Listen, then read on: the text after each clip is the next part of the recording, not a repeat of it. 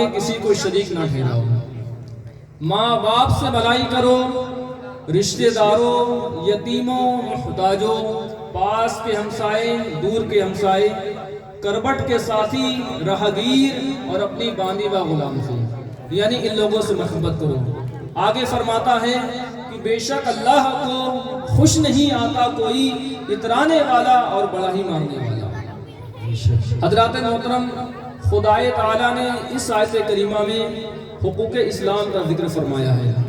مسلمان پر بہت سے حقوق ہیں، کچھ اللہ کے، کچھ بندوں کے۔ آیت مذکور میں خدائے تعالیٰ نے انہی حقوق کا ذکر فرمایا ہے۔ گویا کہ بندے پر یہ اللہ کا حق ہے کہ وہ اس کی عبادت کرے، اس کی بندگی کرے، اس کی حمد و ثنا بیان کرے اور اس کی ذات میں کسی کو شریک نہ ٹھہرائے۔ حضرات محترم، خدائے تعالیٰ کی ذات پاک ہی اس لائق ہے کہ اس کی عبادت کی جائے، اس کی بندگی کی جائے، اس کی حمد و ثنا بیان کیا جائے اور اس کی ذات میں کسی کو شریک نہ ٹھہرایا جائے۔ خدائے تعالیٰ کے ہم پر بہت بڑے بڑے بے شمار احسان ہیں۔ یہ اس کی فضل و کرم و مہربانی ہے کہ ہم نہ سے ہاں ہوئے اور کچھ بھی نہ تھے کچھ ہو گئے۔ انسان کی پیدائش کا حال خدائے تعالیٰ نے قرآن مجید فرقان حمید میں ذکر فرمایا ہے کہ وَلَقَدْ خَلَقْنَا الْإِنسَانَ مِنْ سُلَالَةٍ مِنْ طِينٍ ثُمَّ جَعَلْنَاهُ نُطْفَةً فِي قَرَارٍ مَكِينٍ، کہ ہم نے انسان کو مٹی سے پیدا کیا، پھر ہم نے اسے ایک محفوظ جگہ نطفہ بنا کر کے رکھا، پھر ہم نے نطفے کا لوتھڑا بنایا، پھر ہم نے لوتھڑے کا مضغہ یعنی بوٹی بنائی، پھر ہم نے بوٹیوں کی ہڈیاں بنائی، پھر ہم نے ہڈیوں پر گوشت ملا، پھر ہم نے اسے ایک بالکل دوسری مخلوق بنا دیا۔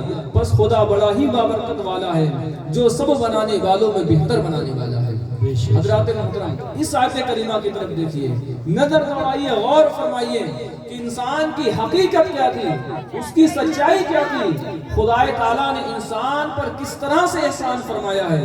خدائے تعالیٰ نے انسان کو مٹی سے پیدا فرمایا، مٹی سے لوتھڑا بنایا، روٹلے سے بوٹی بنائی، بوٹیوں سے ہڈیاں بنائی، ہڈیوں پر گوشت ملا، پھر اسے ایک بالکل دوسری مخلوق بنایا۔ حضرات محترم، اس حقیقت کے باوجود بھی اگر کوئی شخص اپنے خالق و مالک کو نہ پہچانے، اپنے پیدا کرنے والے کو نہ پہچانے، اس کی عبادت نہ کرے، اس کی بندگی نہ کرے، اس کی حمد و ثنا بیان نہ کرے، نماز نہ پڑھے، روزہ نہ رکھے، صاحب استطاعت ہوتے ہوئے بھی زکوٰۃ کو ادا نہ کرے، صاحب نصاب ہوتے ہوئے بھی زکوٰۃ کو ادا نہ کرے، صاحب استطاعت ہوتے ہوئے بھی حج نہ کرے، تو حضرات محترم ایسے شخص کی حماقت اور اس کی گمراہی میں کوئی شبہ نہیں۔ ایسا شخص اپنے آپ کو ہلاکت کے گڑے میں ڈالتا ہے۔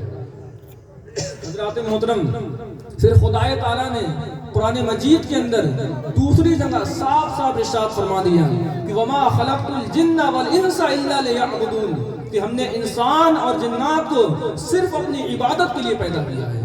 حضرات محترم، اس آیت کریمہ کی طرف دیکھیے، نظر دوڑائیے، غور فرمائیے کہ انسان کی تخلیق کیوں ہوئی، انسان کو خدائے تعالیٰ نے کیوں پیدا فرمایا۔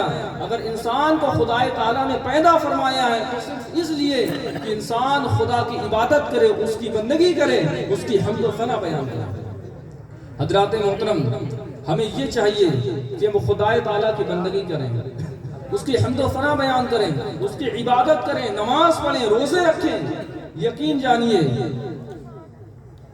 اس بات پر یقین رکھیے کہ خدائے تعالیٰ کی جانب سے ایک نہ ایک دن ہمیں موت ضرور آنی ہے، کہ انسان کو اس کے تمام اعمال کی جزا دی جائے گی، اس کا بدلہ دیا جائے گا۔ اگر انسان نے اس دنیا پہ رہ کر کے اچھے اعمال کیے ہوں گے تو اس کا بدلہ ملے گا، اگر انسان نے دنیا میں رہ کر کے غلط اعمال کیے ہوں گے تو حضرات محترم اس کا ٹھکانہ بھی کوئی اچھا ٹھکانہ نہیں ہوگا۔ ہمیں خدائے تعالیٰ کے حضور کھڑے ہو کر کے ایک ایک سوال کا جواب دینا پڑے گا۔ خدائے تعالیٰ کہے گا کہ ہم نے تجھے آنکھ دی، ہم نے تجھے کان دیے، تجھے ہم نے تمام طرح کی نعمتوں سے سرفراز فرمایا ہے، بے انتہا نعمتوں سے ہم نے تجھ کو نوازا ہے، تو ہمارے لیے دنیا سے کیا لے کر کے آیا ہے؟ اپنی تمام زندگی کو دنیاوی کاموں میں صرف کیے ہو یا اللہ کی عبادت بھی کیے ہو؟ اس وقت حضرات محترم آپ کو کہنے کی ضرورت نہ ہوگی۔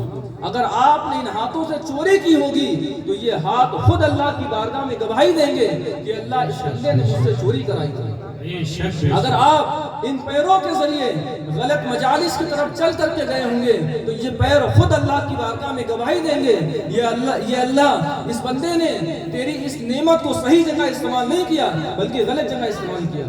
اگر آپ نے ان آنکھوں کے ذریعے، ان کانوں کو، اس ناک کو، اس منہ کو اگر غلط جگہ استعمال کیا ہوگا تو یہ تمام اعضاء آپ کے خلاف گواہی دیں گے۔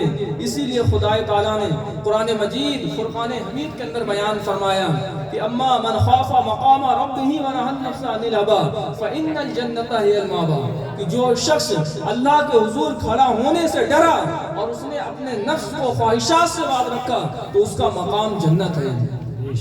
خواہشات نفسانیہ کی تکمیل کے لیے خدا کو بھول جانا بہت بڑی نادانی ہے۔ آج جو ہم میں برائیوں کا وجود ہے اس کی اصل وجہ یہی ہے کہ ہمارے دلوں کے اندر خدا کا خوف پیدا نہ رہا۔ خدا کا خوف نکل جانے سے تمام برائیاں، تمام بیماریاں ہمارے دل کے اندر پیوست ہو چکی ہیں۔ ہم اس چیز کو بھول چکے ہیں کہ ایک لمحہ وہ بھی آنے والا ہے کہ جس دنیا سے رخصت ہونے والی ہے۔ کتنے ایسے جنازے ہیں کہ جن کو خود ہم نے اپنے کاندھوں پر اٹھایا ہے، کتنے ایسے لوگ ہوں گے جن کو ہم نے اپنے ہاتھوں سے قبروں کے اندر اتار دیا، کتنے ایسے لوگ ہوں گے کہ جن کو کیا ہے ہم نے خود اپنے ہاتھوں سے غسل دیا ہوگا۔ حضرات محترم، کہ آپ نے کبھی سوچا کہ جس طرح سے آج ہم دوسروں کے جنازوں کو اپنے کاندھوں پر اٹھائے ہوئے ہیں، ایک دن وہ بھی ہوگا کہ دوسرے لوگ ہمارے جنازے کو اپنے کاندھوں پر اٹھائے ہوئے ہوں گے۔ آج جس طرح سے ہم لوگوں کو اپنے ان ہاتھوں کے ذریعے قبر کے اندر اتار رہے ہیں، ایک دن وہ بھی آئے گا لوگ ہمارے جنازے کو قبر کے اندر اتاریں گے۔